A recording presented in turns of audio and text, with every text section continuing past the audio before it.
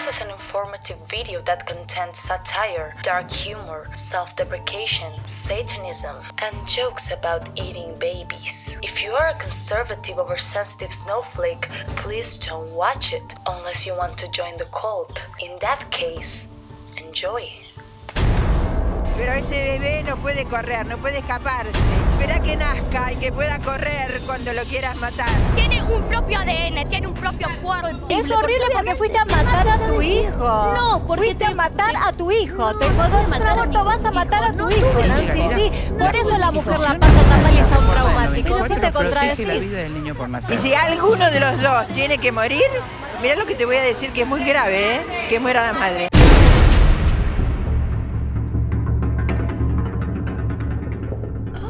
¿Qué es esta mierda?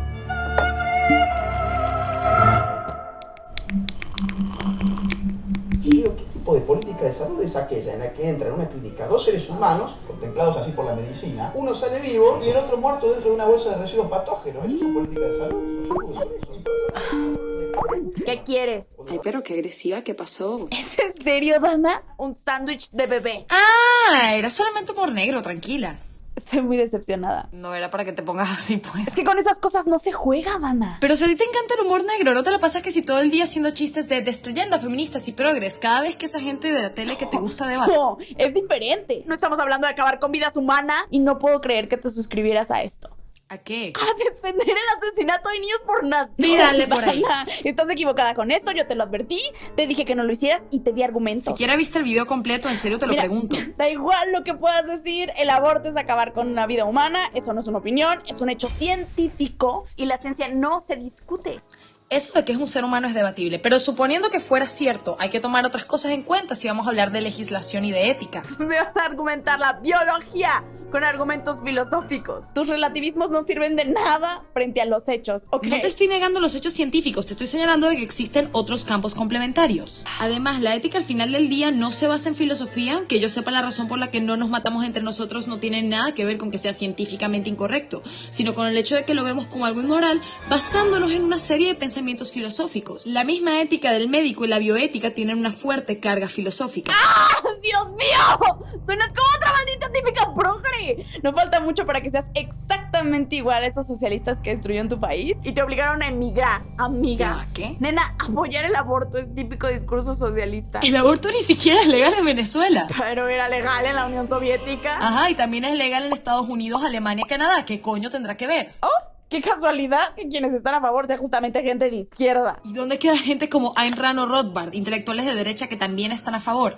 Y en mi caso, tú sabes muy bien que yo estoy a favor del capitalismo. Lo hemos discutido varias veces. Podemos hablar sin que asumas mi posición respecto al sistema económico. ¡Estás asumiendo mi género! ¿Qué? ¡Estás asumiendo mi género! No estamos hablando de género. Podemos hablar como adultas. No. Dislike.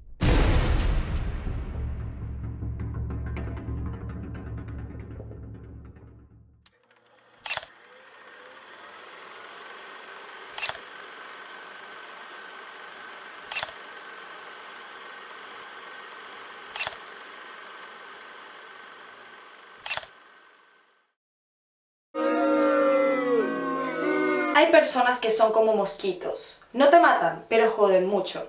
Voy a interrumpir mi performance para quitar algunas cosas del camino porque me gusta la practicidad, incluso en mi caja de comentarios. Aunque creo que este sketch ya debería haber ilustrado ciertas cosas, miren, yo no me espero sentido común de la gente a estas alturas, así que no soy socialista ni comunista. Al contrario, me inclino bastante más a valores económicos liberales. Pienso que el Estado debe tener la menor interferencia en la economía, con tal vez algunas excepciones. Sí apoyo la existencia de la sanidad y la educación pública, no solamente porque hashtag derechos humanos, sino también porque son políticas públicas que pueden coexistir perfectamente con una economía funcional, como pasa ya en varios países del mundo. Y sobre todo siento la necesidad de dejar bien claro desde ya que aunque pueda estar de acuerdo con sujetos como este referente al aborto, no quiere decir que también lo esté con el resto de sus opiniones. No me interesa ser asociada con idiotas que defiendan dictaduras de izquierda ni con ningún partido político. Que tengamos una opinión en común en un tema no quiere decir que fuera de este apoyemos las mismas cosas. En este video obviamente no solo voy a hablar de ciencia. A pesar de que será uno de los campos más recurrentes dentro de mi argumentación, porque obviamente es importante,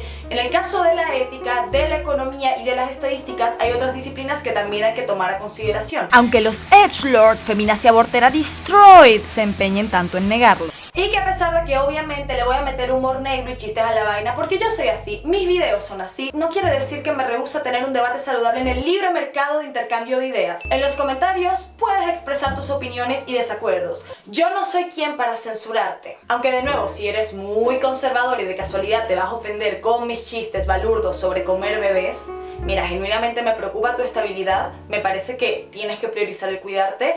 No tienes por qué ver el video si te genera algún tipo de trigger, ¿saben? Aquí en esta comunidad todos tenemos traumas y todos estamos jodidos. No te juzgamos, yo tomo antiepilépticos y todo. Igual he de decir que mi meta aquí no es tanto cambiarle la opinión a los providas, sino proporcionarle argumentos a las personas que están a favor de la despenalización para que puedan mejorar en sus debates. Por eso todas las fuentes que utilicé estarán adjuntadas en un docs por categorías que dejaré en la descripción. Siéntanse libres de leerlas, revisarlas y utilizarlas.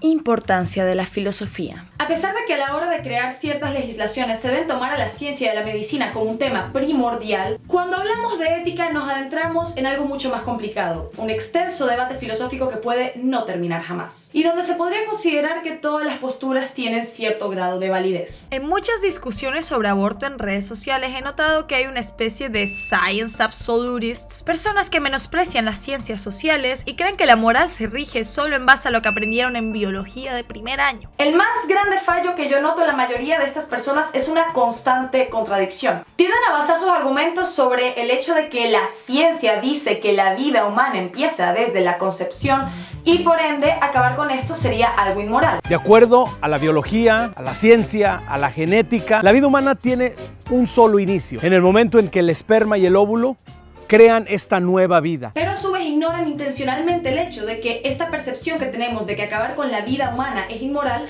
es un pensamiento que proviene 100% de la filosofía. La extensión lógica de la argumentación de una persona que dice importar en la ciencia y nada más que la ciencia sería que no exista la bioética en sí y optar por una postura 100% amoral porque esta es la que permite mayores avances científicos. Habría que permitir cosas como la experimentación con seres humanos bajo la premisa de que esta nos aportaría mayores avances en menor tiempo, incluso si esta termina en muerte. En la mayoría de códigos deontológicos esto está prohibido y se considera no ético, ya que implica someter a personas aleatorias a un sufrimiento que se podría considerar tortura. Se prioriza la dignidad de la persona antes que los avances científicos. Por esa razón es que la filosofía y la ciencia son bastante complementarias, sobre todo si hablamos de crear leyes. Puedes considerarte pro vida o pro decisión, pero decir que la filosofía no tiene importancia nos jode los argumentos a ambos grupos. Pero ya sacando esto, ¿qué es lo que nos dice la ciencia? Porque la ciencia moderna ha encontrado que en la unión del espermatozoide con el óvulo y la fusión del núcleo femenino y el masculino en ese proceso que se llama singamia, aparece un nuevo ser con un ADN propio, distinto del de su madre y del de su padre. Vamos a quitar algunas piedras del camino. El argumento del ADN humano propio, único e irrepetible es completamente irrelevante para determinar la ética de esta práctica. De hecho, ni siquiera es demasiado relevante para determinar si es un ser humano, ya que no es una característica necesaria ni una característica suficiente. Las características necesarias son aquellas que deben estar sí o sí para que una definición se cumpla, y las características suficientes son aquellas que por solo existir ya se cumplen. Estos dos términos se utilizan académicamente dentro de muchas disciplinas, incluyendo la microbiología y la medicina. También se utilizan para el estudio de la evolución de la especie. El ADN humano único e irrepetible no entra en ninguna de estas categorías debido a las múltiples excepciones que existen. No podemos considerarlo una característica suficiente, porque bajo esa lógica también deberíamos considerar personas a ciertos tipos de tumores. Las células de cáncer de ovario y de cervicuterino presentan diferentes tipos de rearreglos cromosomales. Las modificaciones en el ADN de células cancerosas que ocurre a raíz de mutaciones que genera el tumor para poder esquivar al sistema inmunológico da lugar a células humanas con ADN único y distinto. A ver, querida Dana, pero ¿cómo me vas a comparar un tumor con un feto? Un tumor no se va a desarrollar después como un ser humano, en cambio un feto sí. Ahí radica la diferencia. Yo no los estoy comparando, solamente estoy señalando por qué el ADN único no es una característica suficiente. Ese es mi argumento.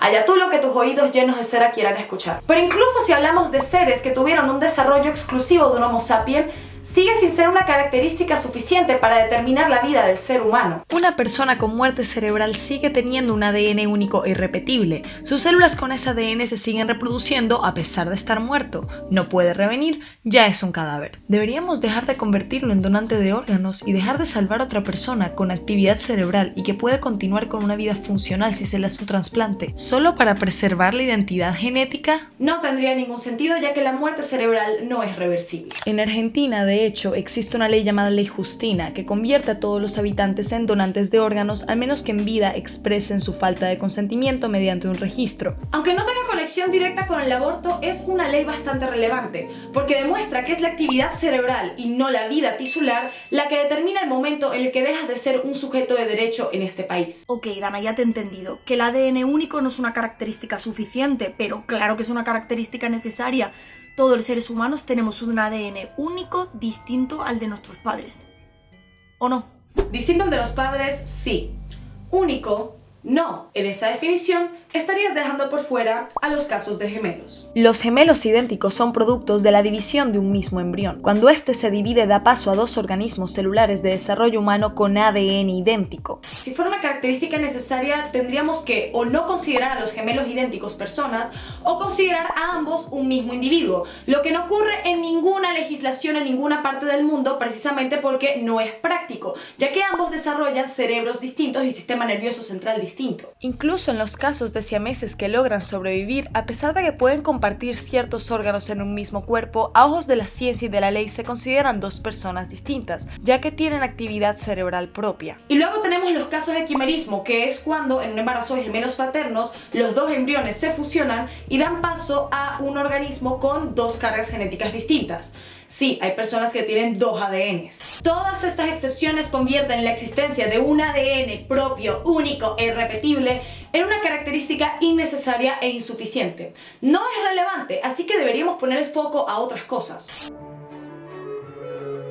A pesar de que hay muchas personas que afirman que, de acuerdo a la biología, a la ciencia, a la genética, la vida humana tiene un solo inicio, en el momento en que el esperma y el óvulo crean esta nueva vida. Esto en la actualidad, por mucha insistencia que hagan, no es un consenso universal. Y esto se debe a que a nivel científico estricto todavía no existe una definición de ser humano. Existen varias definiciones, sí, pero todas son imprecisas. Si tratas de definirlo en base a su dotación genética, te dejas por fuera a la gente que tenga variantes. Si lo defines en base a su aspecto anatómico, te dejas por fuera a la gente que tiene variantes. Estamos ante un problema de definición que sobrepasa la misma biología. Para definir al ser humano en la actualidad no podemos apelar únicamente a la ciencia, porque desgraciadamente no hemos llegado al nivel de avance necesario para resolver ciertas dudas. Lo que tenemos a la mano es una serie de clasificaciones determinadas por la biología para poder trabajar con la información disponible. A esto se le llama definiciones operacionales. Voy a poner un ejemplo para que se entienda un poco mejor. Durante mucho tiempo no existía una definición precisa de lo que es la temperatura, ya que no se había desarrollado la física estadística. Debido a esta limitación, durante muchos años fue definida como aquello que se puede medir mediante un termómetro. Esto es un ejemplo de definición operacional. La concepción que podamos tener de ser humano no depende enteramente de la ciencia, por lo que se tiene que forzar de forma práctica una definición que nos permita legislar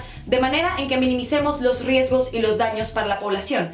Y de esto se encarga la bioética. Dentro de la bioética existen muchas posturas, y muchas de estas abogan precisamente por legislar el aborto de forma gradualista, donde se complemente la despenalización en un plazo de tiempo razonable con políticas públicas para reducir el embarazo no deseado. Pero por el bien del debate, vamos a ver qué tiene que decir uno de los mayores exponentes pro vidas de Latinoamérica. Es curioso que teniendo un criterio de vida tan avanzado como nuestra mismísima huella genética, decidamos voluntariamente enceguecer frente a nuestros propios descubrimientos y sus alcances.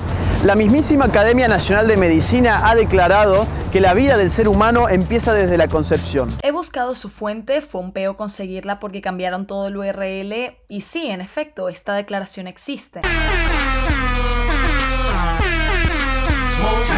El problema es que si lo que pretende es usar esto para respaldar algo que él cataloga como una precisión o un consenso científico, de una u otra forma está cayendo en una falacia de autoridad. Si su argumento fuera que la Academia Nacional de Medicina adopta esta postura, Entonces sí, esto es completamente lícito, esta es una buena prueba y si alguien te dice lo contrario, pues mira, se lo muestras y le cerraste el orto. Pero si lo que pretendes es demostrarme, probarme que la vida del ser humano realmente empieza desde la concepción, esto es una mierda, Agustín Galín. Perdón, ni siquiera tiene método científico. Imagina creer que la Tierra es plana solo porque un físico te lo dijo. Pues lo mismo. Pero asumamos que es cierto, la vida del ser humano empieza desde la concepción. ¿Qué vida? ¿La vida tisular? ¿La vida cognitiva? Aquí nos encontramos con un problema que choca con leyes ya existentes en Argentina. Una ley de fertilización asistida para todas las parejas del país. Cuando hablo de aborto, usualmente no me gusta apelar a típicas frases de mi cuerpo, mi decisión, ni en general a toda la perspectiva feminista. No por otra razón, pero la práctica no es lo suficientemente convincente. Pero creo que en este punto sí hay algo relevante, porque pareciera o me da la sensación a mí de que a todos les importa la vida de ese embrión solo cuando está en el cuerpo de una mujer que no lo desea. Supongamos que tu premisa para penalizar el aborto es que la vida humana empieza desde la concepción y a partir de ese punto acabar con esta sería algo inmoral. Es el punto crucial, porque si algún momento se produce la concepción de un ser humano, el artículo 19 pondría una limitación a la decisión sobre la vida de ese ser humano. No, es una etapa del ser humano, bueno, el eso embrión. Es una concepción que todo deviene También de tiene que ver Dios. con nuestra Constitución, que dice que la vida empieza desde la concepción. Si este es el caso, de la misma forma deberías estar abogando por criminalizar a las clínicas de fertilización y a los laboratorios que realizan investigaciones para incrementar la tasa de implementación embrionaria, que para fertilizar a una persona generan diferentes embriones en un cultivo celular. Posteriormente los congelan para que no mueran y de esta forma tienen repuestos en caso de que los primeros intentos fallen. En caso de que la fertilización funcione y no se hayan agotado los repuestos, estos se desechan o se donan para la investigación. Estos procesos acaban con la vida de miles de millones de óvulos ya fecundados.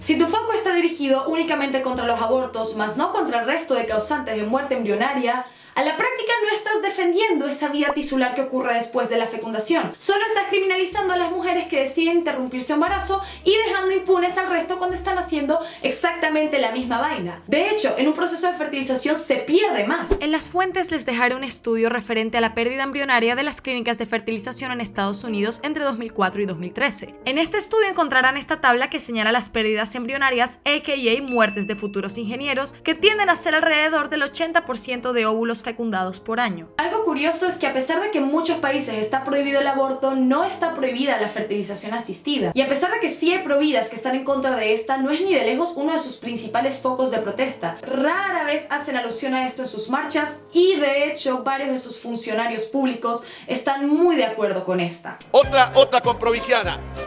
Yo quiero fertilización gratuita. Este 2011 necesitamos una ley de fertilización asistida para todas las parejas del país. ¿Cómo puede ser que traer una vida me sale mucha plata y resulta que matar una vida tiene que ser gratuito? Stop it. Get some help. Por cierto, señor Miguel, la ley de fertilización existe desde el 2013. Si tan inconstitucional es matar embriones, ¿por qué esta práctica está permitida en Argentina y además incluida en la sanidad pública? Igual tan inconstitucional no será. En fin, más adelante hablaremos del tema leyes. Algunas personas piensan que la gran diferencia ética entre el aborto y la fertilización son las intenciones con las que se hacen. Como en la fertilización se busca desarrollar una vida y en el aborto solo exterminarla, basan el juicio moral en las intenciones. Y me parece brutal que tengas esa opinión, pero estás admitiendo que según qué circunstancias podemos permitirnos darle un valor distinto a cada vida. Y ese mismo razonamiento se podría emplear para argumentar por qué la vida de la persona gestante, una persona ya formada, con actividad cerebral y relaciones interpersonales, es más importante que la de un feto con vida puramente tisular. No sé si sea lo más conveniente para ti ir por ahí. Por cierto, si les interesa este dato, la academia que usó la AGE para respaldarse antes también tiene una declaración sobre la fertilización asistida, en la que, pese a reconocer la pérdida embrionaria, no condenan la práctica siempre y cuando se haga dentro de un matrimonio heterosexual. Curioso cuanto menos.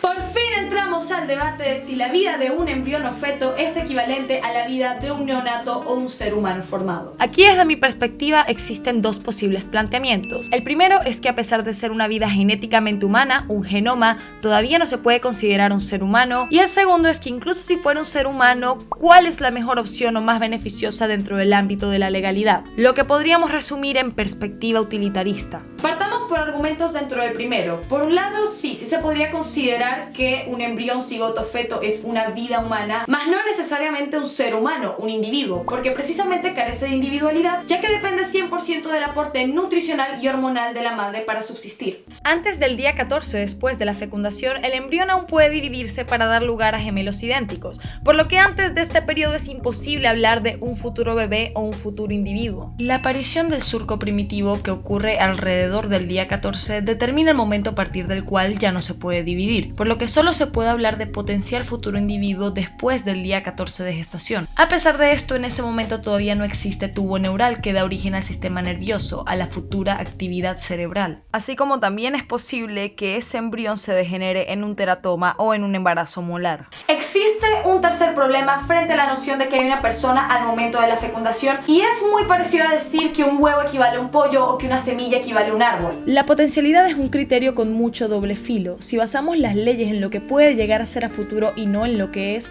se podrían hacer propuestas descabelladísimas con el mismo razonamiento. Creo que todos podemos estar de acuerdo en que permitir el sexo con niños solo porque en una etapa más avanzada del desarrollo serán adultos no sería algo ético ni eficiente. De la misma forma que no podemos encarcelar a una persona solo porque cabe la posibilidad de que cometa un crimen a futuro. Tampoco estaría bien forzar la muerte de una persona mayor enferma solo porque la enfermedad puede potencialmente convertirlo en un cadáver a corto plazo. Es mucho más importante lo que es que lo que será. Si quieren profundizar un poco más en el problema de la potencialidad, les dejaré este paper que revisa el argumento de la potencialidad del feto. Por mucho que incomode, antes de la especialización celular, el cigoto no es más que una vida tisular, un montón de células.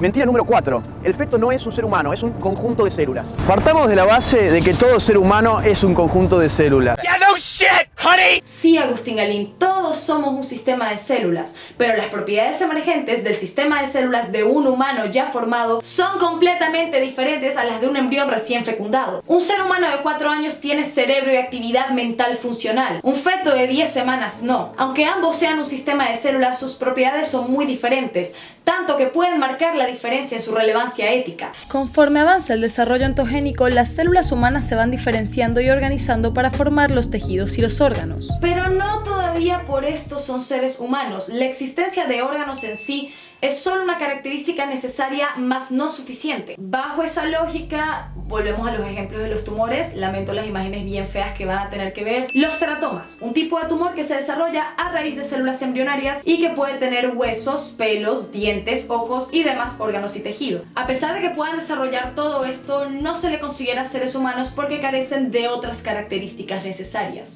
Ok, pero estás ignorando lo más importante, lo que hace diferente el desarrollo de órganos en un futuro bebé y un teratoma. Es que uno es de característica fisiológica y el otro patológica. No son lo mismo, estúpida. Esta es la contraargumentación más frecuente que me han dado los médicos pro vidas con los que yo he discutido este punto. Y es verdad, el embarazo técnicamente se considera un proceso fisiológico, no patológico como un tumor. Sin embargo, no se puede ignorar el hecho de que la consecuencia de este sí que puede llegar a ser patológica para la mujer, dependiendo del contexto. Un embarazo tiene implicaciones biológicas, psicológicas y sociales muy complejas, lo que ha obligado a la medicina y a distintos tratados internacionales a abordar su impacto desde una visión más general. Por ejemplo, hay embarazos de alto riesgo que pueden devenir en complicaciones patológicas si no se detienen. Por esa misma razón, el aborto por estas causales tiende a ser legal, incluso en Argentina. O cuando se obliga a una mujer a llevar a cabo un embarazo no deseado. Esto puede tener consecuencias psicológicamente patológicas. Hay que recordar que la salud integral no solamente abarca la física, sino también la psicológica, la emocional y la socioeconómica. Por lo que ese argumento de que es un proceso fisiológico y por esa razón se tiene que forzar es reduccionista, ya que existen procesos fisiológicos que pueden malignizarse y cuando existe ese riesgo, la persona debería tener el derecho de prevenirlo. Comparar las características de organismos distintos con un propósito es algo más que válido en la ciencia, como lo demuestran estos papers de ejemplo que estoy dejando en pantalla. Todos están comparando embriones y tumores. ¿Esto quiere decir que sean lo mismo? No, quiere decir que tiene características comunes y que estas características en común no son características suficientes para determinar si es un ser humano. Hay una grandísima diferencia entre ambas afirmaciones. Volviendo al tema principal, sí, en un contexto reproductivo, ese cigoto, embrión o feto es un potencial ser humano si se lleva a cabo el embarazo. Pero de nuevo, le faltan muchas características emergentes que incluso se utilizan para determinar la vida humana, como lo es la actividad cerebral.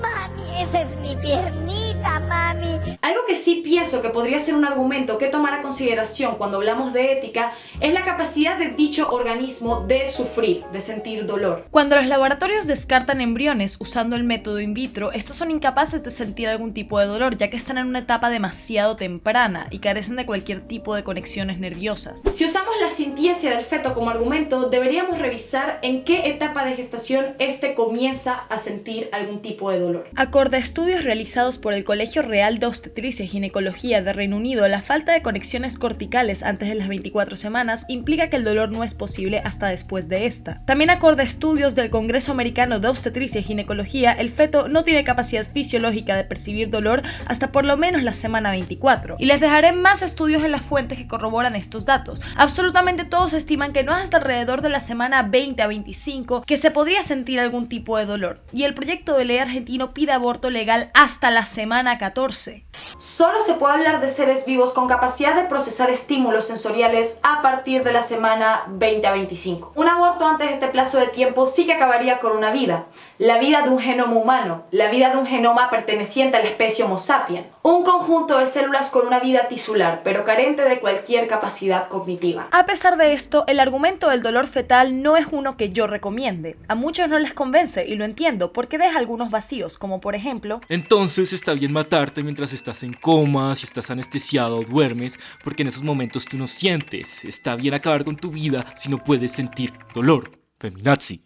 A lo que yo respondo que la gran diferencia es que una persona que duerme sí puede sentir dolor, al menos que esté extremadamente anestesiada, y que siguen siendo seres con autonomía psicológica, fisiológica y con sistema nervioso central trabajando. Igual desde mi perspectiva no es tanto la sintiencia lo que debería marcar la inflexión en la ética de la práctica, sino una etapa anterior al comienzo de sinapsis, que es la comunicación y organización de neuronas dentro de la placa cortical, que generalmente tiende a darse alrededor de la semana 23, etapa en la que el feto incluso podría tener algo de viabilidad fuera del cuerpo con asistencia médica estricta. En resumen, permitir abortar indiferentemente de las circunstancias, pero solo en primera etapa gestacional. La semana 14 me parece un límite más que razonable. Para concluir este posible planteamiento, yo diría que, acorde a toda la información que he podido leer, me parece que las dos características más importantes para determinar si es un ser humano es que pertenezca a la especie Homo sapiens y que tenga actividad cerebral. Esto no quiere decir que mi conclusión sea una verdad absoluta. Es probable que la ciencia futuro logre revertir la muerte cerebral. Conforme hay más avances, los conceptos pueden ir cambiando. Este planteamiento no es más que una definición operacional,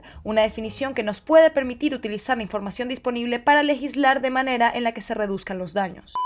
Ahora bien, si yo quisiera mostrarles aquí en este mismo video el rostro humano de aquello que es abortado, este video correría riesgo de ser censurado, porque el aborto es el único producto del mercado que está prohibido mostrar. Académicamente se le conoce como amarillismo. Suponiendo que el aborto fuera un producto del mercado censurado en YouTube, no sería el único. La pornografía también está censurada. Y sin embargo, si intentas buscar videos gráficos de cómo se realiza un aborto, puedes conseguir, desde abortos tempranos, que es lo que se pide en la legislación, hasta abortos tardíos, que es lo que suele utilizar la gente provida para propaganda, ignorando el hecho de que no estamos pidiendo esto en la legislación. Lo único es que todos estos videos no tienen monetización y tienen restricción de edad, al igual que cualquier video de cualquier cirugía, porque son gráficos, hay muchos niños y gente sensible a ver sangre, esto es normal. Mi rey, ¿por qué mientes? Admite que no lo pusiste porque no querías que te desmonetizaran y ya. Es la única razón por la que yo no lo estoy haciendo tampoco. Pero de que puedo, puedo. Además, tampoco es que en otras redes sociales haya una censura tan allá. Te ponen un trigger warning, sí. También te lo pone cuando subes una foto de un culo. El cuerpo del niño por nacer hoy está protegido por pactos internacionales que en la Argentina tienen rango constitucional. La perra seguía y seguía. Hay varias contradicciones en las leyes argentinas. El ordenamiento jurídico de este país está suscrito a la Convención Interamericana de Derechos Humanos, la cual tuvo un fallo bastante famoso en su momento llamado Artavia Murillo versus Costa Rica. La Corte entiende que un embrión sin implantar no tiene posibilidad de desarrollarse, por ende solo podría ser sujeto de derecho una vez implantado en el útero. Por esa misma razón, cuando el Código Civil y Comercial se reformó y entró en vigencia en 2015, fue muy criticado por su artículo 19, el cual insiste que la vida empieza desde la concepción, cuando la biología afirma lo contrario y la Corte Interamericana también. Aquí estamos ante una especie de falta de adecuación. Esta falta de adecuación produce un vacío legal que desprotege a los embriones congelados. Ahora, todo esto que acabo de decir podría ser utilizado para un argumento pro vida muy entre comillas, pero por suerte para nosotros las leyes son mucho más complicadas que eso. Y en el artículo de Derechos Humanos dice que toda persona, en la Convención de Derechos Humanos, el Pacto de San José de Costa Rica, dice que toda persona, o sea, también el niño, goza de todos los derechos plenos que se consagran en la Constitución.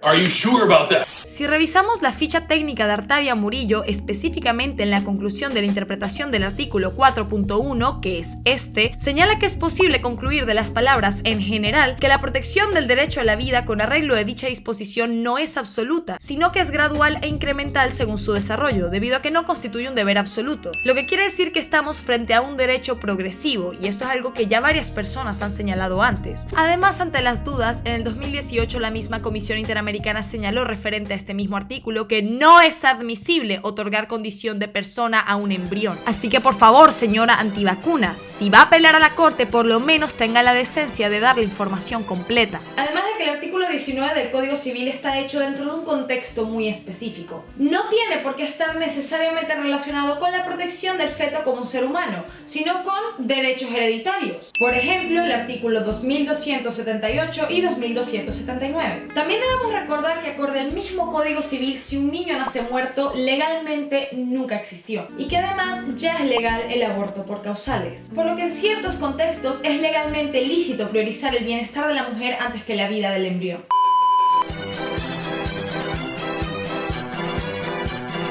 Mentira número 7. El aborto es una política de salud reproductiva. El juramento hipocrático, fundamento de la ética médica, pone al sistema de salud al servicio de la vida humana, no de la muerte. Tanto así que su texto original reza lo siguiente: jamás daré a nadie medicina mortal por mucho que me lo soliciten, ni tomaré iniciativa de ese tipo. Tampoco administraré abortivo a mujer alguna. Sure, Jan.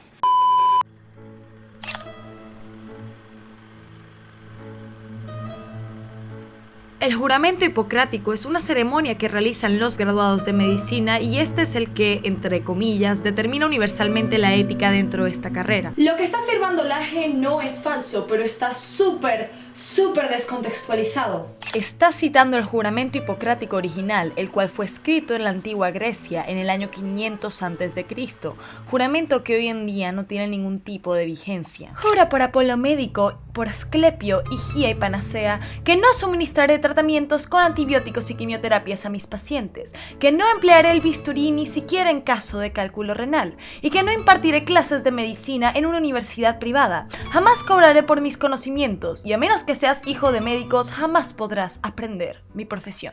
Como en este canal somos unos progres y nos gusta basar nuestros argumentos en datos más actuales, vamos a ver qué nos dicen estos sobre la ética médica. Hoy en día existen dos juramentos hipocráticos de talla internacional, el de la Convención de Ginebra y el del doctor Luis Lasaña. Si usamos el de Luis Lasaña, tú pierdes, Agustín, porque en ningún lado hay especificaciones sobre no dar medicinas letales, ni aborto, ni eutanasia. Sin embargo, esta versión del juramento usualmente es utilizada en universidades anglosajonas y dado que Argentina está suscrita a los convenios de Ginebra, creo que sería mejor utilizar el de la World Medical Association, que tuvo su última actualización en octubre del 2017. En este juramento hipocrático se prioriza el bienestar y la salud del paciente como principal consideración, el respeto a la autonomía y dignidad del paciente y velar con el máximo respeto por la vida humana. Y como bonus, también dice que las consideraciones de edad no se deben interponer entre los deberes y los pacientes, algo de lo que tú mismo estás en contra. En la primera versión del juramento hipocrático sí que se prohibía la realización de prácticas como el aborto o la eutanasia. Pero hoy en día este ha evolucionado y se prioriza la autonomía del paciente, el respeto a los derechos reproductivos y las complicaciones que se generan debido a la prohibición del aborto. Incluso la misma World Medical Association se ha pronunciado en más de una ocasión en contra de legislaciones restrictivas. Creo que aquí lo único que podrían utilizar los providas para respaldarse es el derecho a objeción de conciencia.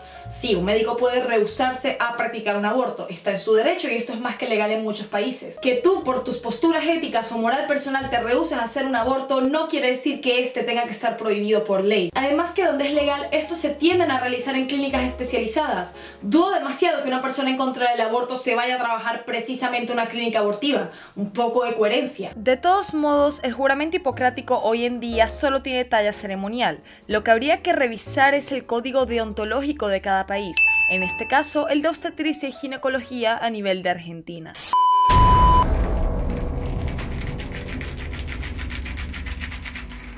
Mentira 1. En la Argentina se practican 500.000 abortos clandestinos por año. Este número no tiene ningún tipo de respaldo estadístico serio. Según describe un informe elaborado por la ONG Amnistía Internacional, esta cifra proviene de un estudio realizado en 2005 por dos demógrafas a pedido del Ministerio de Salud de la Nación, Edith Pantelides y Silvia Mario. Este estudio sobre la cantidad de abortos inducidos es una estimación que se hizo en base a una serie de supuestos, ya que el aborto no es legal y no existen estadísticas oficiales. Esto no quiere decir que no tenga ningún tipo de respaldo estadístico serio, ya que las metodologías empleadas son utilizadas internacionalmente para poder sacar estimados a falta de estadísticas. Y para realizarlos utilizaron precisamente estadísticas oficiales de otros ámbitos relacionados, como lo son hospitalizaciones por aborto inducido. El análisis de Amnistía concluye de que a pesar de que no arriban datos exactos, porque esto es imposible mientras sea ilegal, sí que ofrecían órdenes de magnitud para informar sobre el debate de la práctica en el 2005. El foco es una linterna, a cuyo alrededor podría haber más o menos abortos inducidos. Palabras de la propia Silvia Mario. Mentira número 10. El aborto es una realidad social, entonces debemos legalizarlo. Que el aborto sea parte de nuestra realidad no lo hace digno de ser legalizado. El argumento simplista de que algo es una realidad social no es suficiente razón para despenalizarlo. Esto es verdad. Pero lo que sí puede ser un argumento más que válido son las consecuencias de hacerlo. Lo que habría que analizar es qué trae mayores beneficios tanto a la población como a la economía, si el prohibicionismo o el aborto despenalizado y regulado. Los robos, por ejemplo, existieron, existen y van a seguir existiendo. Pero que existan no los hacen dignos de ser legalizados. Nadie pensaría en legalizar el robo porque son parte de la realidad social. Si hablamos de robo, creo que la mayoría podemos estar de acuerdo en que es muy difícil imaginar un escenario mayoritariamente positivo. La situación actual de Venezuela. En Venezuela, obviamente, el robo no es legal. Sin embargo, se estima que el 98% de crímenes contra los derechos humanos caen en impunidad. A la práctica es como un país sin ley. Las consecuencias de esto ha sido desde gente tomando justicia por mano propia, los linchamientos atracantes son pan de cada día, hasta grupos de crimen organizado que han tomado poder en las calles, gente asesinada para robarles las pertenencias, una criminalidad altísima, un miedo generalizado a la gente, escasa actividad nocturna por temas de seguridad que ha impactado negativamente la economía, etcétera, etcétera, etcétera. Dejar impune el robo trae consecuencias mayormente negativas, pero ¿el aborto? ¿Acaso ha desmejorado la calidad de vida en los países donde se ha despenalizado? Pues no. Todo lo contrario, ha traído múltiples beneficios, desde reducción de la morbilidad y mortalidad materna por hasta ahorros en el presupuesto estatal. ¿No me creen? Vamos a analizar esto punto por punto. En este mismo video, la AGE hace la siguiente afirmación. Ahora bien, por razones vinculadas a la maternidad, ese mismo año murieron en nuestro país 245 mujeres, dentro de las cuales 31 casos fueron por aborto inducido. Y luego, más adelante, dice esto. Toda vida es valiosa y toda muerte es una tragedia, pero convengamos que mientras miles de muertes representan un problema público generalizado, 31 muertes no son un problema de salud pública. Las muertes no son lo único que determina si es un problema de sanidad. Bajo esa misma lógica, deberíamos considerar que las 37 muertes que hubo en el 2018 por sarampión en Europa no son un problema de sanidad. Y sin embargo, la enfermedad fue considerada pandemia. Hay muchísimos otros aspectos que tomar a consideración: la morbilidad, las hospitalizaciones, los daños a la salud que se generan, el dinero que se invierte en tratarlas. En el caso de Argentina, por ejemplo, en el año 2000 hubo al menos 54.701 egresos hospitalarios por complicaciones por aborto y en el 2010 al menos 52.817. Estas hospitalizaciones claro que son un problema público generalizado. En conclusión, el aborto representa menos del 0.01% de las causas de muerte femenina. Ni siquiera es la principal causa de muerte materna en la Argentina. Y estos datos son tan confiables que han sido respaldados por la Organización Mundial de la Salud. No, no, no, no.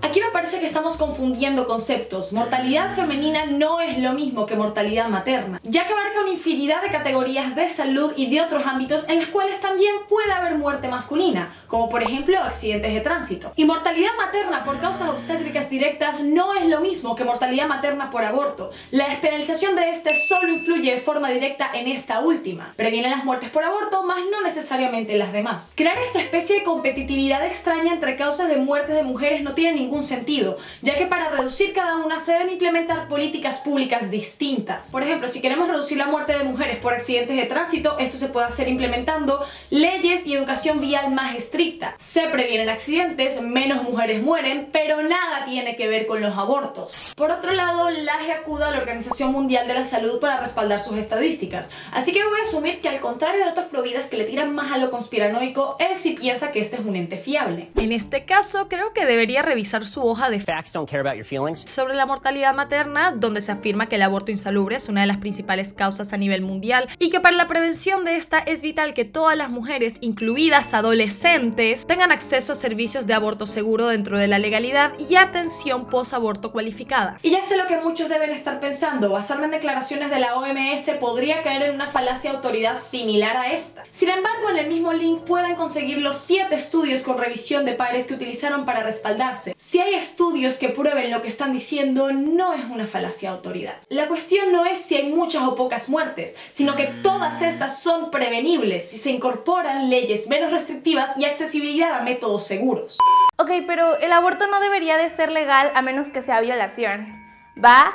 Porque, o sea, hay mucha gente muy pendeja y muy irresponsable y la neta yo no voy a estar pagando con mis impuestos la estupidez de una morra toda meca que no pudo simplemente cerrar las patas. Quimioterapia es para todo el mundo, menos para los fumadores. Tratamiento de caries para todo el mundo, al menos que seas un cochino que no se lavaba los dientes. Esto de proporcionar los servicios de forma parcial por causales no soluciona ni la demanda ni el problema de la irresponsabilidad. Está buenísimo y es necesario promover la educación sexual y facilitar el acceso a anticonceptivos. Por esta misma razón, muchas de las personas que apoyamos la despenalización también apoyamos la ESI. Pero estas son solo formas de prevenir un embarazo indeseado, no una solución cuando este ya se dio. Cualquier persona gestante, sea responsable o no, puede quedar embarazada, ya sea porque le falló el método anticonceptivo, ya sea porque le abusaron o ya sea porque no se cuidó. Al final del día, la meta y lo ideal es tener el aborto como última opción en caso de que todo lo demás falle, para que así la persona que no quiere pasar por los riesgos y consecuencias que genera un embarazo no tenga que hacerlo de forma forzada. Mucho se habla del riesgo de abortar, pero ¿por qué nadie habla de los riesgos de parir? El mismo LAGE, en sustento de sus argumentos, señala que hay otras causas más frecuentes de mortalidad materna que el aborto. Su misma afirmación señala que existe un riesgo mayor de muerte para la mujer cuando lleva su embarazo a término. Y estos datos también han sido corroborados por la misma Organización Mundial de la Salud dentro de su guía técnica sobre el aborto sin riesgo. Hay más muertes por parto a término que por aborto quirúrgico temprano. Acorde a la misma hoja de facts de la Organización Mundial de la Salud, las otras causas de muerte materna, además del aborto insalubre / clandestino, se encuentra el sangramiento severo e infecciones que tienden a ocurrir después del parto, la preeclampsia o eclampsia, que es la aparición de convulsiones o coma después de la 20ª semana de gestación, y demás complicaciones relacionadas con el parto. En las fuentes les dejaré un estudio que compara los riesgos de parir con los de abortar de forma legal en Estados Unidos. La conclusión de este ha sido precisamente que un aborto es mucho más seguro para la mujer que un parto en este país. Otra revisión sistemática de la seguridad de abortos realizados en etapa temprana también concluye que efectivamente es más seguro. seguro. Otro que demuestra que, cuando la ley lo permite, el aborto en los países desarrollados puede ser incluso más seguro que una cirugía plástica o un procedimiento dental. Lo que sí que está comprobado como algo peligroso es el aborto mal hecho que se suele dar en la clandestinidad. Les dejaré un paper sobre los peligros de este también. Asimismo, la psiquis de la mujer queda marcada a fuego después de un aborto. El síndrome posaborto es tan conocido por la psicología y por la psiquiatría. ¡Con dos cojones! No está aprobado por la APA, no está en la DSM, ha sido refutado por la Royal College of Psychiatry debido a que sus estudios contienen muchos errores metodológicos. La revisión más reciente de la NASEM concluye que no existe relación del aborto con problemas psiquiátricos. No lo sé, Rick. A mí personalmente me valen más los estudios científicos con revisión de pares que una encuesta de opinión hecha por una compañía de marketing. Que por cierto, acorde a tu misma fuente, el 85% de esas mujeres está a favor de que se permita el aborto. Sabes que querer reducirlos no es incompatible con apoyar su legalidad, ¿verdad? Ok, Dana, pero la neta, yo no veo por qué priorizar un problema tan insignificante. Porque, o sea, la mayoría de las muertes de mujeres es por cáncer. Entonces yo digo que en vez de destinar ese presupuesto para el aborto, mejor lo hagan para el cáncer, ¿no? Hipócrita. Que el problema de sanidad A cause más muertes que el problema de sanidad B no hace que el A deje de ser un problema de sanidad. Y esta comparación es un poco injusta, dado que hoy en día no existe una cura definitiva para el cáncer. Sí existen quimioterapias, pero no siempre son efectivas cuando éste se detecta en una etapa muy avanzada. En cambio, en el tema del aborto sí que existen avances suficientes para poder realizarlos de forma segura con bajo riesgo de muerte. Por algo, en los países donde está despenalizado, las muertes por abortos dentro del marco legal son casi inexistentes. Desgraciadamente no todas las muertes por cáncer son prevenibles, pero todas las muertes por aborto sí que lo son, y esto ha quedado más que demostrado a lo largo de la historia. En Rumanía, por ejemplo, tras la caída del régimen comunista de Ceausescu y la despenalización del aborto en 1990, se redujo las muertes por este. Bajaron más rápido que los suscriptores de James Charles durante el drama. En Uruguay el aborto se despenalizó en 2012 y, acorde a los datos del Ministerio de Salud, en 2016 se registró una sola muerte por aborto, el cual se realizó de manera clandestina.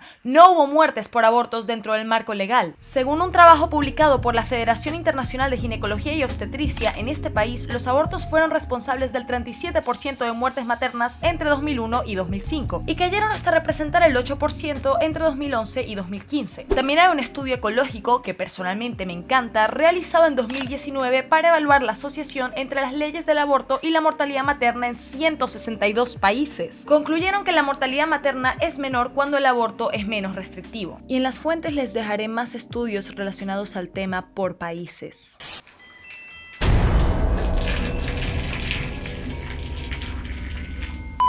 Una de las mejores estrategias que se pueden emplear para causar pánico entre la gente de derecha es el miedo económico. Hazle creer a uno que una legislación puede joder la economía y ya lo vas a ver oponiéndose fervientemente a esta sin tomar en cuenta otros beneficios que también podría traer. No hay nada gratis en esta vida salvo el aire que respiramos. Cuando el Estado te dice que te va a dar algo gratis, significa que es gratis para aquel que lo recibe, pero la ciudadanía, con el pago de sus impuestos, lo está financiando. Esta última parte es completamente cierta, hasta que al fin le pegas a una, Laje. Felicidades, eres toda una inspiración. Estoy orgullosa de ti. Nada es gratis en esta vida. Yo siento que el mal uso de la palabra gratis ha sido un error. Como nuestro ilustre experto en economía 101 señala, todo servicio subsidiado por el Estado se paga con dinero de los impuestos. La sanidad pública no es gratuita. La educación pública tampoco es gratuita. El problema es que, señalando esta realidad, se acaba de contradecir a sí mismo en la oración. Significa que es gratis para aquel que lo recibe. No,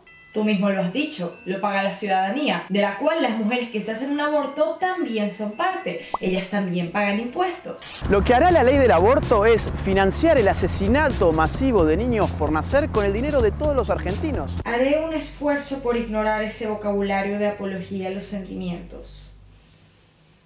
Todo servicio incluido en la sanidad pública genera un costo al Estado, eso nadie lo discute. El problema es que si queremos traer el argumento económico a la mesa, no solamente basta con hablar del precio, sino también si dicha legislación puede causar como consecuencia un ahorro. Por ejemplo, si yo me compro una copa menstrual, voy a pagar entre 20 y 30 dólares por un producto para la regla, lo que es carísimo. Sin embargo, esta copa menstrual me puede durar hasta 10 años, ya que es reusable, por lo que en consecuencia voy a ahorrarme dinero, ya que no voy a tener que comprarme tampones en ese plazo de tiempo. Invierto invierto más dinero en uno, pero me ahorro más dinero en otro. Si queremos hablar de beneficios económicos, tenemos que analizar qué es lo que genera un mayor ahorro estatal, si el aborto legal o el aborto clandestino, y para esto hay que contrastar información. El costo promedio del aborto a nivel mundial es de $424 para el aborto farmacológico y de $726 para el aborto quirúrgico. Una cosa que Laje jamás menciona en su video es que, acorde a la misma Organización Mundial de la Salud, el aborto inseguro y el aborto clandestino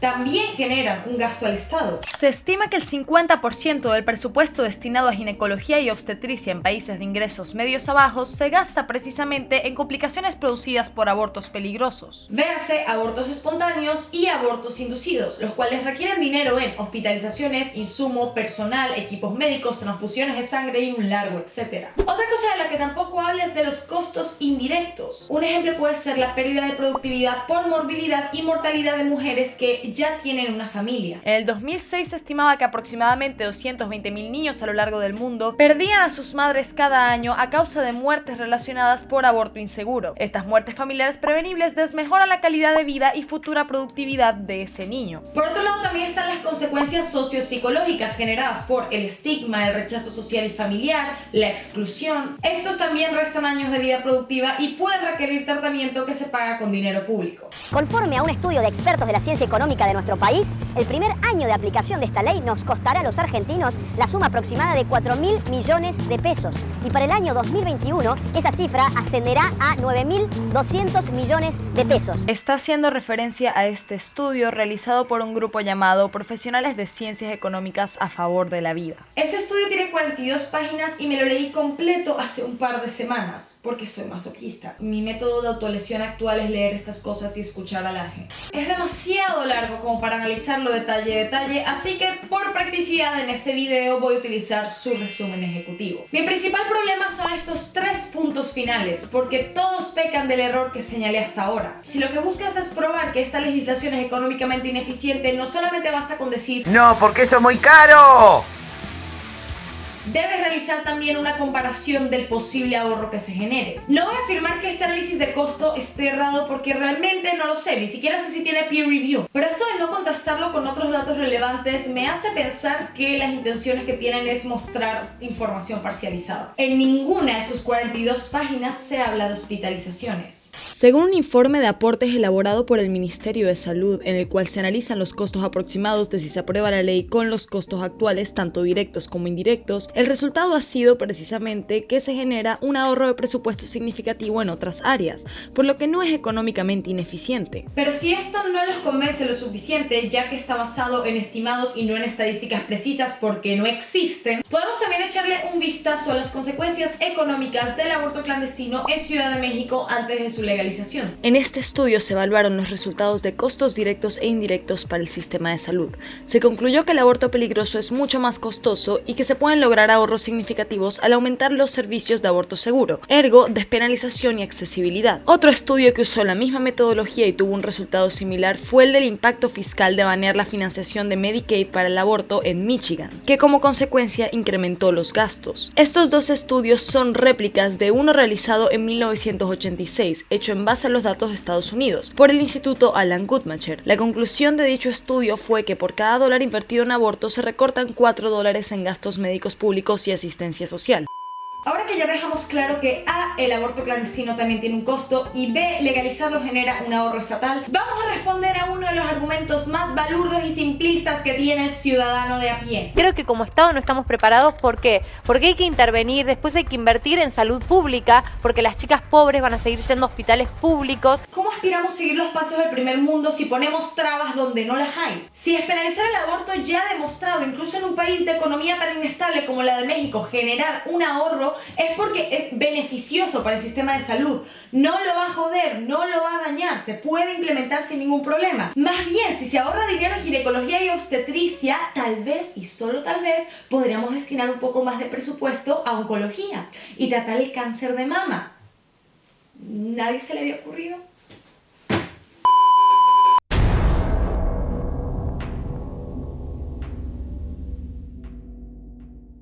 Aunque ustedes pro vida y yo persona pro elección tengamos nuestras diferencias, hay algo algo que nos une, y es que no queremos que hayan abortos. Ustedes porque les preocupa el feto y a mí porque me preocupan las mujeres. Creo que indiferentemente de nuestras opiniones, todos podemos estar de acuerdo que una tasa de aborto baja es lo ideal y lo que deberíamos lograr.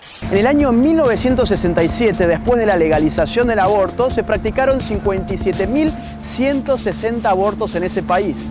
En el año 1996, la cifra ascendió a 1.504.790 abortos, un aumento del 2.632%. Why the fuck you lying? Why you always lying? Oh my God.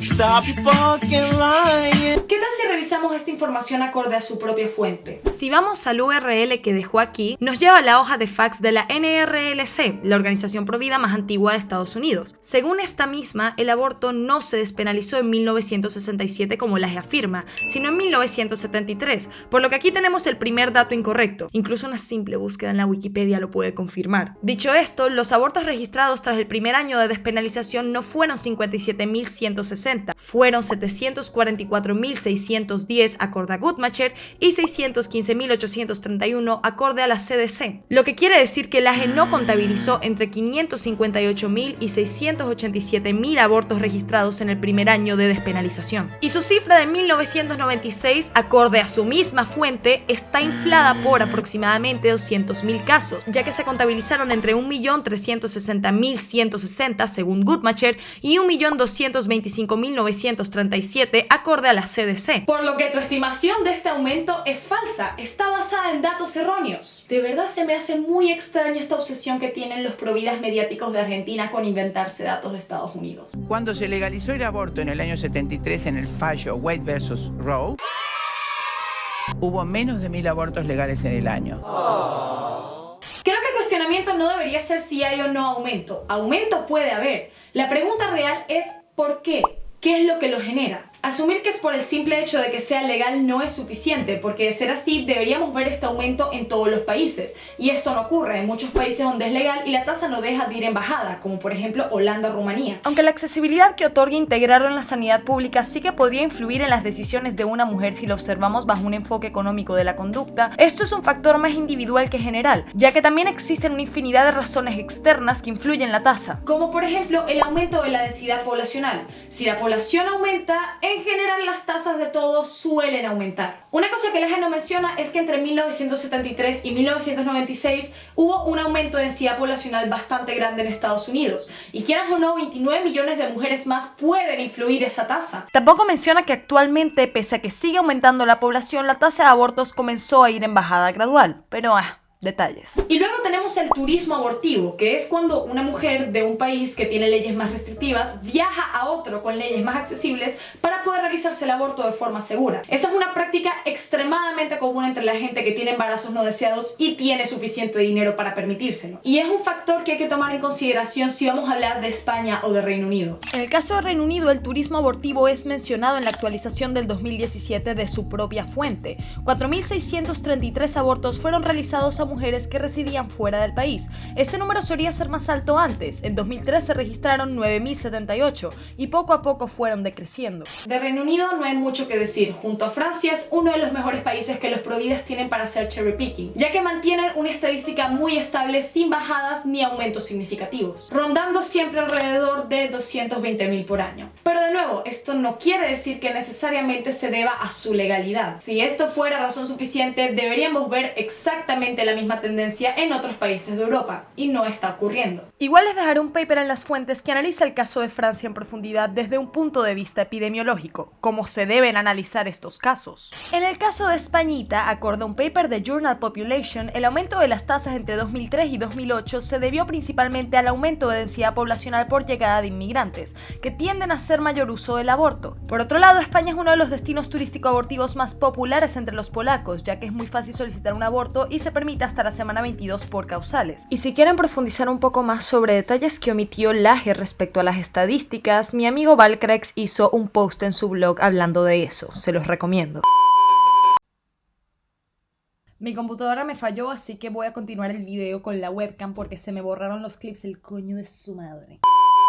Como dije antes, que yo esté a favor de la despenalización no quiere decir que me gusten los abortos. De hecho, me encantaría que no hubiese ninguno, porque no es un proceso agradable ni un proceso bonito. Uno de los métodos más económicos y seguros, tanto para abortar como para tratar posibles complicaciones post-aborto, es el misoprostol. A pesar de ser seguro, al momento de usarlo, tu cuerpo experimenta muchas cosas, como sangrado abundante y continuo, contracciones, dolor abdominal intenso, etc. Por el dolor físico que implica abortar y por muchas otras razones, pienso que hay que hacer lo posible para reducirlos.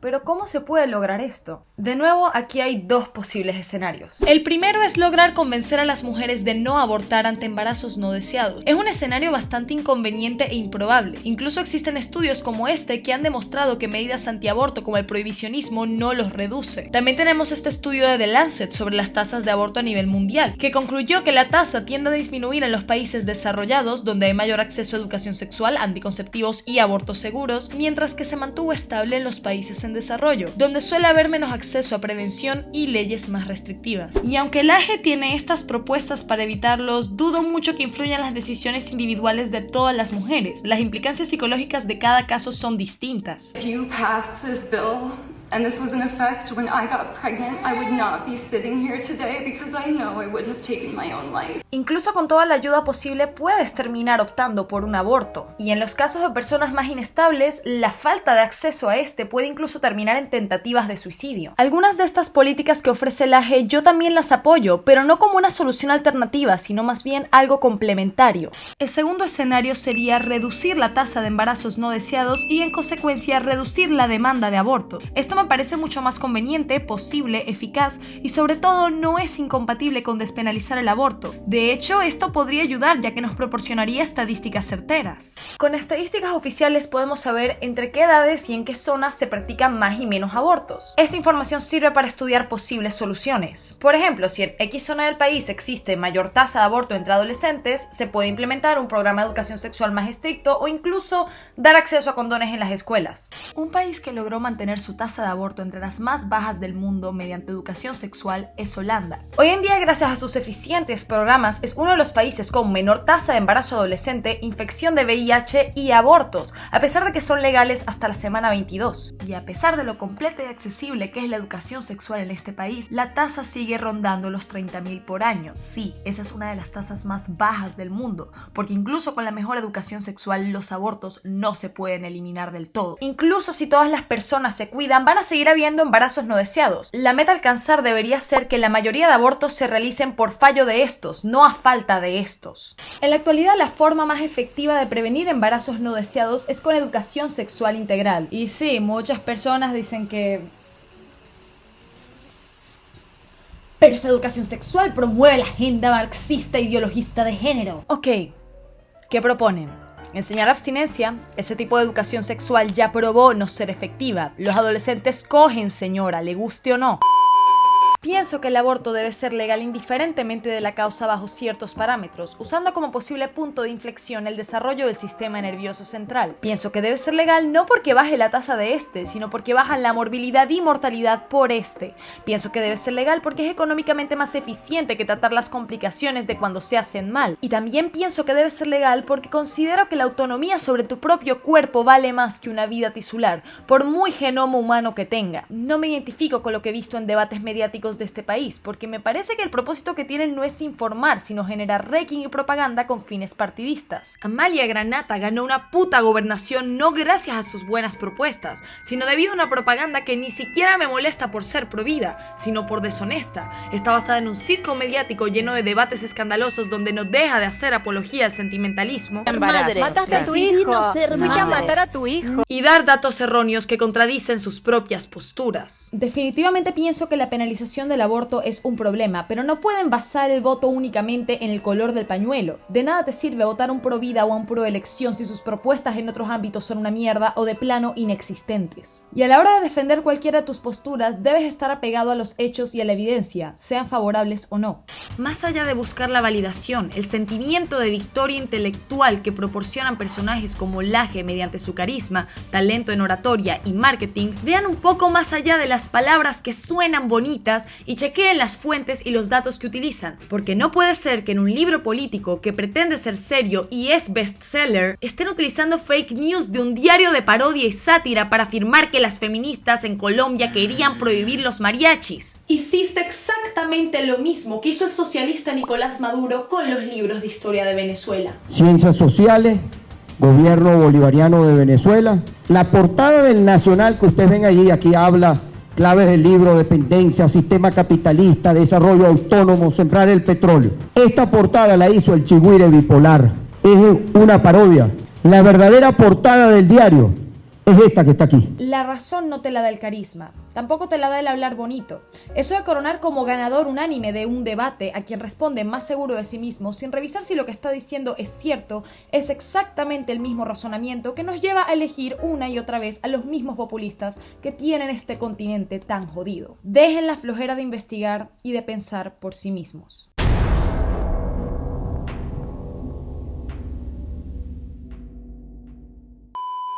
Y eso ha sido todo por el documental de hoy. Recuerden que pueden revisar todas las fuentes en la descripción. Quiero agradecer a todos los profesionales y estudiantes que me corrigieron el guión y también a los youtubers que nos deleitaron con sus maravillosas actuaciones. Ninguno de los youtubers que participó son pro vida, no se preocupen. Desgraciadamente Planned Parenthood no me paga lo suficiente para promover la agenda satánica abortista.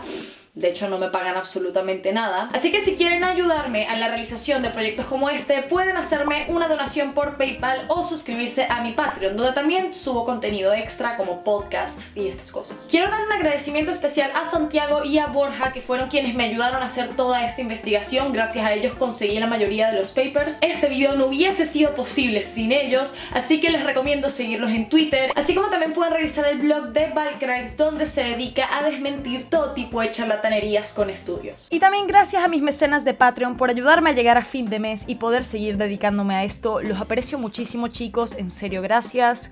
Y nada, adiós. ¡Viva la vida!